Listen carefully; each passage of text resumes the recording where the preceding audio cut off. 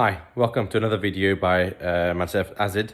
I've been a property investor for the last 20 years and I post some of these videos now to keep people updated about some of the changes that are happening within our industry. So this video is going to talk about the new electrical certificate report that all landlords now have to supply and make sure that all of their properties have. So this came about in a few months ago. So right now it's August 2020. The law has come into place since June 2020. And this basically, just like a gas certificate, is asking all landlords now to supply tenants, and if asked local authority a electrical certificate. It's actually called the electrical safety certificate, and in effect is landlords need to find electricians who can actually conduct these tests on their properties. So when did it come into force? So as I said, it came into force on the 1st of June 2020.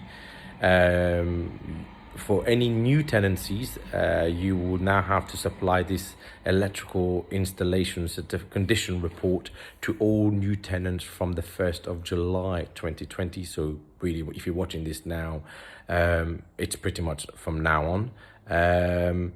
If you've got existing tenants in the house, the deadline to then have these electrical installation condition report done is the 1st of April 2020. So kind of 6 months from this posting this video.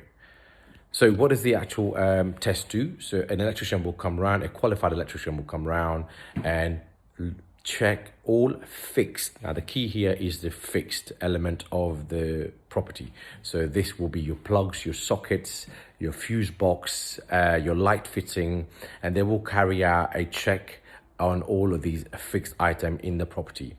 And thereafter they will write up a condition report, which then states if there are any remedial work to be done, what those remedial work will be needed to be carried out. If there isn't, you get a condition report, and pretty much that's the end of it, and that should last you 5 years. So if you're familiar with the HMO market, you will know that you have normally an NIC/EIC certification that is required before you get your license, your HMO license. This is very similar to that, and in fact, actually the HMO regulation has now been repealed and been replaced by this new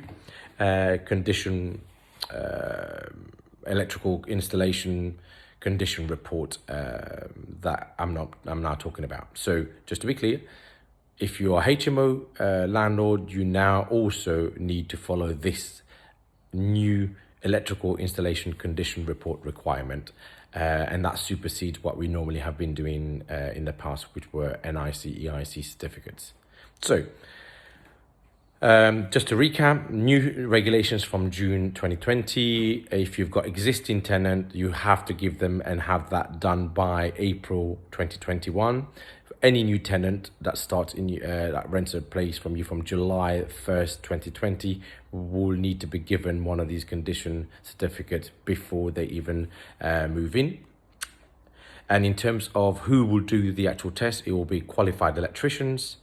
So what happens once the test is done and everything's fine, you get a certificate. If something is wrong, the electrician will then put that on the report and actually stipulate what those challenges or the problems are that he or she has found. If there are problems and rectification to be done, these will have to be done within 28 days.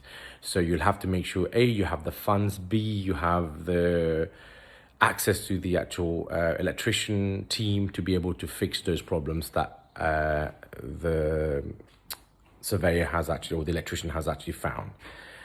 In terms of non-fixed, so your fridges, your microwaves, your washing machines and stuff. So if you provide them to the tenant, you will have to have them pat tested. If you haven't provided any of the white goods, then the tenants themselves will have to make sure that they have these items checked on a regular basis. And just to conclude this video, some of the questions that I've been asked is, for example, the big one really is, what if the tenant don't allow me to come in and actually perform this test?